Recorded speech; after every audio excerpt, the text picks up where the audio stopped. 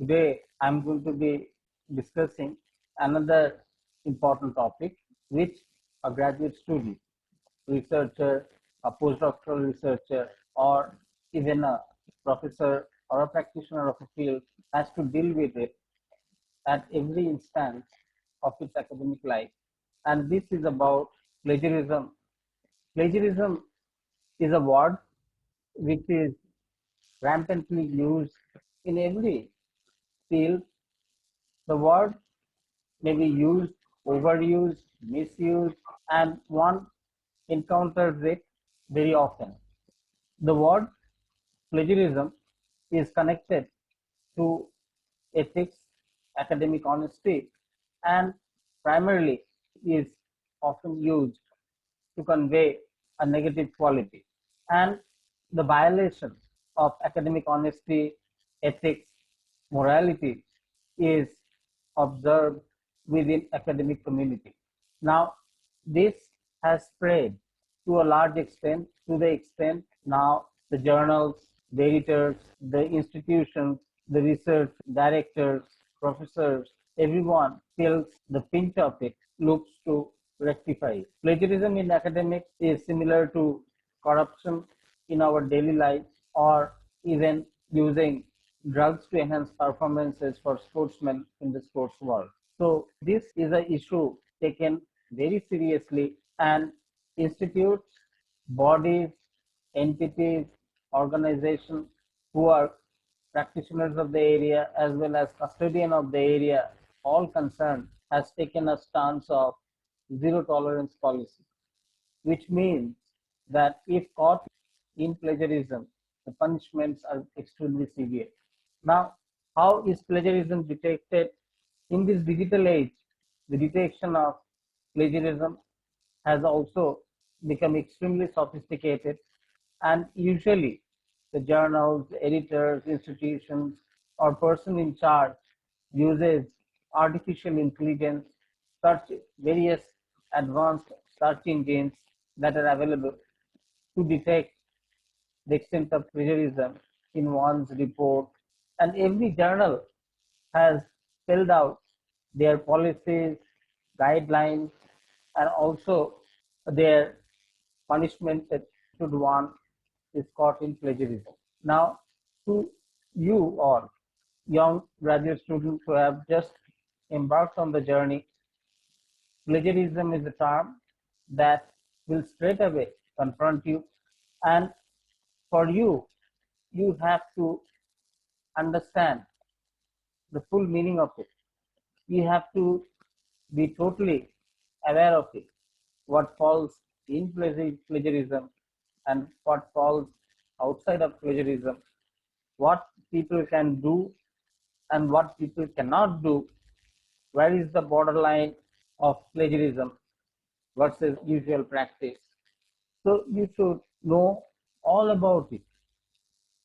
And then once you have the knowledge, then you should not practice it. Okay. Now we come to the part of the discussion where we discuss. So far I have just built a broad overview of what is plagiarism, how rampant it is, how predominant it is, and how it is affecting the field, the technical literature, and what is the policy against it, and how it may affect person practicing it. Now, from your perspective, you should know where plagiarism surfaces. Where would you get a chance, or by chance get an opportunity to encounter plagiarism? Well, during the course of your research career that you are starting your journey on, there would be several occasions where you may be required to write a report, make a presentation, work on an idea, so on and so forth. Now, if you now the focus, this also I have mentioned in throughout all of my lectures, is the focus of every presentation, every communication, every research initiative is about originality. The focus is about how to perform, communicate, express everything, perform an original research, communicate an original article, express an original idea. Then the question comes, what is original? Something which is completely new, something which hasn't been done before, they are original. Now, even though the overall focus of research is on originality, on developing original ideas, communicating original papers, communicating, expressing original views, it may so be that many of the communications, many of the expression of ideas, many of the research proposal may not be completely original as it should be, but be an incremental in the development of knowledge. It's not very original, but also on the same breath, it is new and hasn't been done before, even though a related project has been worked on. So those are called incremental advancement of knowledge. One thing I must assure you, that even the incremental advancement of knowledge does not fall in plagiarism, does not fall. It is beyond the gamut of plagiarism, and it is absolutely okay. Even though you aspire to work on a completely original idea, original set of problem, or even if you wish to work on a new knowledge, however, that may not be very original and related problems may be solved and may be an incremental advancement of knowledge. In these two scenarios, all of these are completely out of the purview of plagiarism. They are okay, they do not fall in plagiarism. Then question comes, where does plagiarism start? What is plagiarism? When do you encounter it? Well, if you directly take somebody's idea and executing it without giving the due credit, then you are plagiarizing. So for example, you take somebody's idea which is not your own and then execute it. At some point you are violating, because the idea is not yours. You have taken it, you have stolen it, and that is not acceptable. Academic honesty is a pillar of academic research. Academic research goes by this premises, this belief that whatever research is disclosed or performed or carried out has to be done with academic honesty. And as I said in my previous lecture, during the seminar presentation lecture, that you have to give an acknowledgement slide, a slide acknowledging every people who has been related directly or indirectly with the project, so that they get their due share of credit. Plagiarism is something where you borrow somebody's idea, thoughts, writing without giving the credit. So if the acknowledgement is not there from where you are taking your work, then you are entering the domain of plagiarism. Yes, and that is a serious issue. So far, I have been talking about plagiarism of ideas. We will develop this further. Now, the one that you would encounter is plagiarism of language, and that is more rampant, sometimes done without knowledge, sometimes done with knowledge, but in either way, they are wrong, and also they are very prevalent. Now, your challenge from now on till the end of your professional life, not only within for 5 years of PhD, it's even beyond, how to stay out of plagiarism issues all throughout. Plagiarism of language usually is seen in reports, presentation, written communications, manuscripts, patents, so on and so forth. What is this about? That as a researcher, one has to write several reports. Even forget researcher, when you are doing your courses, you will have to write several assignments. So there would be a written form of formal communication from your end at all instances of your professional journey. It is expected that you communicate your results in your own language, but that often is not the case. Let's say for students, when they are asked to write a term paper on a particular area, or they are writing introduction for a paper, or any report they are making, annual progress seminar report, they sometimes, many, I won't say all, find it easier to just take the content in toto, just cut it from some published literature and then modify it slightly, smoothen it up, and then write the piece. Now that is absolutely not acceptable. Now when it is submitted, usually it goes to the guide or some editor, maybe about a decade back or all.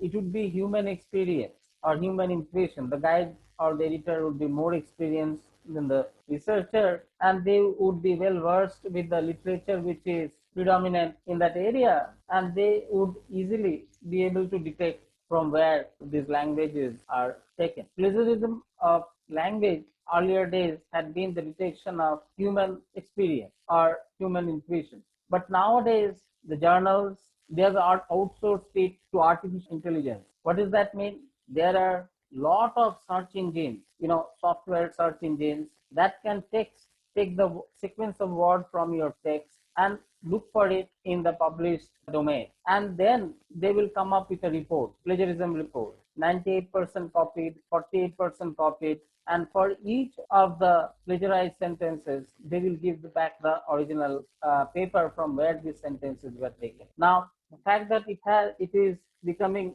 computer affair rather than a human affair right now, so it is becoming a routine activity. The check for plagiarism is now a routine check, where a simple software can pull out the extent of plagiarism. And there are some softwares which are quite reputed for finding plagiarism. One such software which IIT Bombay uses is called Turnitin. You should all be aware of what Turnitin is. Turnitin is a software which IIT Bombay has a license of, and you can also use it being a student of IIT Bombay. I think the librarian, if you contact the librarian, they will allow you the access code. Now, once you have that, then even before you submit any journal, you can just take your write-up, submit it to Turnitin, and in a matter of minutes, Turnitin will tell you how original is your writing. And it will go through all the published technical literature that is available. The database is huge, some millions and millions of papers. And Turnitin is a very powerful tool for checking the content of plagiarism. Now, you as a student, when you are interested to make a report or write a report, make a presentation, write a presentation, you should not take words or language from the web, from other literature. You should be able to write your own thoughts. You should be able to convey the summary of your work, the essence of your work in your own language. You don't need anybody's language to express yourself. That is the first thing. Right now, getting caught with plagiarism is extremely easy. It is highly embarrassing if get caught on a plagiarism issue. And also the penalties are huge.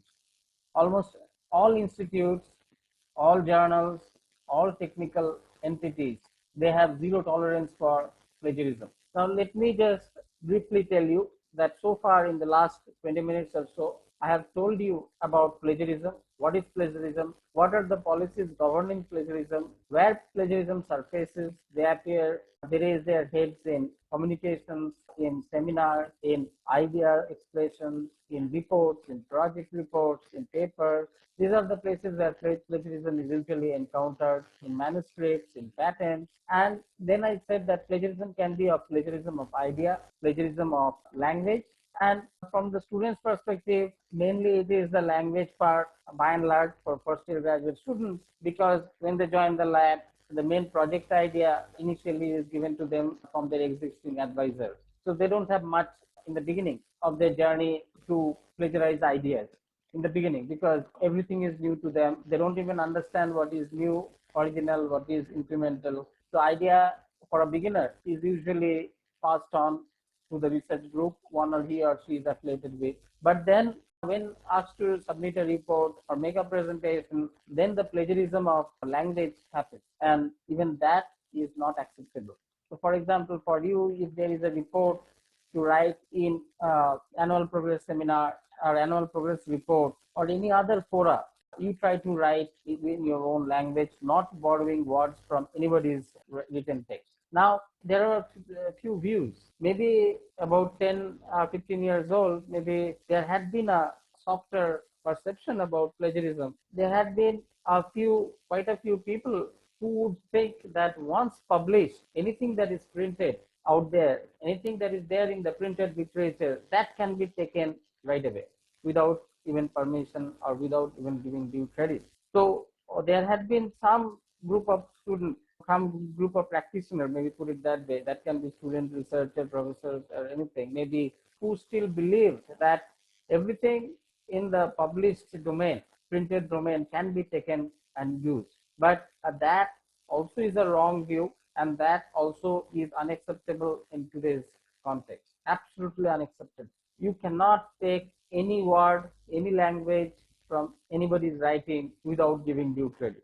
So now the question comes, why you cannot take? Why can't I take sentences in toto from a paper which is already published? Why can I not take? Because now it is published, it is in the public domain, the knowledge is accessible. So why can I take the writing? Now, as I said, that so far I've been harping on the term called plagiarism. Now I will harp on the term called copyright or ownership. Let's say if your argument is that once published, it's in the public domain, the knowledge belongs to public, then I can take all the sentences, whatever is used there to express the knowledge for my writing. But then that is not acceptable, because the ownership or copyright of that paper lies with the author.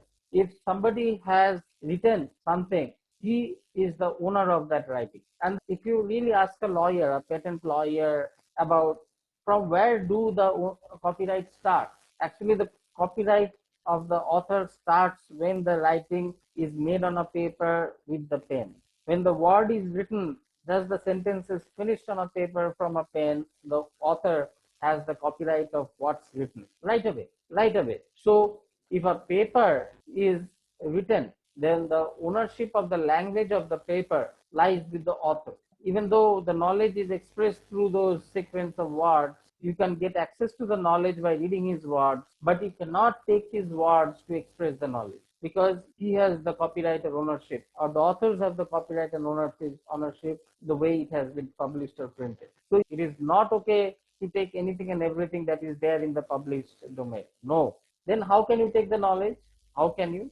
Well, you can read it, understand what is being said, and you have to write the same in your own words. You have to paraphrase it, you have to write it in your own words. So then if you write it in your own word, you are not violating plagiarism of language. No. Now the language is yours, but you have to give reference from where you have gotten the idea that you are paraphrasing. So if you just paraphrase it in your own and don't give the reference, then even though you are abiding by the plagiarism of language, because now your paraphrase is your language, but you are violating and you are not stepping into copyright issues, that's fine, but you are violating plagiarism of idea if you don't give the reference from where you have taken this idea. because this idea is not yours. This idea is not originally arise in your mind. This idea does not belong to you. You came to be aware of the idea after reading the article of the author. So if you want to use the idea and without compromising on the author's right or without violating the plagiarism issues or without being raised flagged for plagiarism, you should give the reference from where, or you should acknowledge from where the source of idea had been to you. So for not stepping into plagiarism of idea, one has to give the reference, and for not stepping into plagiarism of language, one has to rephrase, write it in own words. So you take the idea but write in your own words, give the reference, so you are okay both plagiarism of ideas and plagiarism of language. You do not violate any of that. There is another way. So this is just one way of taking somebody else's idea from a published domain and writing it in your own document without violating the plagiarism of idea and plagiarism of language issues. There is one other way where you can take everything, even the language, the way has been expressed in the original document, and use it in your document. And in that way, if you really want to do it that way, then you have to put whole language, all the sentences that you are taking within quotation marks, quote unquote. So you should put a quotation mark, write, take the language what you have taken, and then put another quotation mark when the language you have taken ends, and give the reference. So you have to put everything quote unquote, the original sentences and the reference. This is a convention. If somebody reads anything in between quote unquote, then it will be obvious to the reader that these sentences are not yours and it has been taken from somewhere. And now just after the end of the quotation, if you have given the reference, it will be obviously understood that you have taken the quotation or this exact word from the reference that you have cited, and that is a acceptable, legitimate way. I have so far discussed about plagiarism of ideas, how you will avoid plagiarism of ideas. If you take the content, understand, rewrite in your own words, and give a reference. How you will avoid plagiarism of language, you rewrite in your own words the idea and give the reference. And if you really want to take all of the language, then put the whole language that you are taking between quotation marks and give the reference. What about the diagram and the drawing? Well, the rule is same for everything. The copyright rule is whatever is valid for idea is valid for the text, is equally valid for the drawings, diagrams, figures, everything. What does that mean? That means that you cannot take the drawing, you cannot take the diagram without giving credit or without having a written permission from the authors who have originally drawn it. So many times we frequently encounter, particularly in students' report. If we ask them to write a report on literature review or anything, frequently we encounter is that if they are presenting literature and if there are molecules which they are talking about from the literature, from some paper, they don't draw the camera themselves. They just take the picture of the camera there in the paper and then use it in their own slide. That is not acceptable. Why? Again, the copyright issue. You are violating the copyright of the person who had originally drawn that camera when they publish the work, and you are taking that drawing and using it for your own purpose without his or her consent or knowledge. This also falls in a serious violation of plagiarism. Yes, and this is very rampant. This we see frequently among the students, frequently. So for a student, the question comes that why the student is more eager to fall on the side of plagiarism than to be original. The reason is simple laziness. Because if I have to draw the camera molecule myself, then I'll have to spend some time drawing the molecule. Whereas if I just take it from the published, it's just one cropping an image and putting it here. It saves a lot of time. And I don't have time, at least for academics. And then I would rather compromise, violate everything, and save my time. But these are absolutely not to be done. Same thing, if the person who has drawn the molecule himself, the copyright of that molecule resides with the person. But it doesn't mean that nobody else can draw the same molecule. No, if you draw the same molecule, what has been drawn, but you draw it yourself in a ChemDraw, in your ChemDraw, and you draw it yourself and use that image, then the copyright of that drawing now belongs to you. You are the owner of the drawing because you have drawn it. And you are not violating any law of the land. No, because why? This molecule, you have drawn it, and molecule does not belong to a single individual. Molecule belong to all chemists. Every chemist has their own right to draw the molecule themselves. And as soon as they draw the molecule, the drawing belongs to the person who has drawn it. I think it's fair. And you, when you are starting, you have to write reports. Do not borrow languages, drawing, ChemDraws, figures. Do not borrow other people's figures. No, you draw it yourself. It may seem to you that there are lot of reports, there are lot of presentations during the course, but they all have their meaning. Why? There are so many presentations, so many reports, then probably if you feel that you need. That is because these are opportunities for you to pick up writing, to improve your English, to improve your drawing skills, so that when you're out of the program, you're absolutely master in all of these. So you do not have any issue communicating expressing your views in your own way. I have covered 4 things for plagiarism. Let's say plagiarism of ideas, plagiarism of language, plagiarism of drawings, ChemDraws, you have to draw it. Now comes figures. There may be some pie chart, some bar diagram, some data analysis, which are more complicated than just a simple drawing. And obviously the same rule holds that you better do it yourself to have your own copyright. Sometimes these drawings are so complicated that if you sit trying to do it, it will take a long time. Then what is the way out? And if you want to use it for your report or your presentation, you have 2 way out. One is directly to write to the author requesting permission for reproduction of his image in your report. And while seeking permission, you may have to disclose where, in which forum, in which report would you want to use the figure or diagram. And with that, you have to give the reference from where you are taking this, if they give you the permission.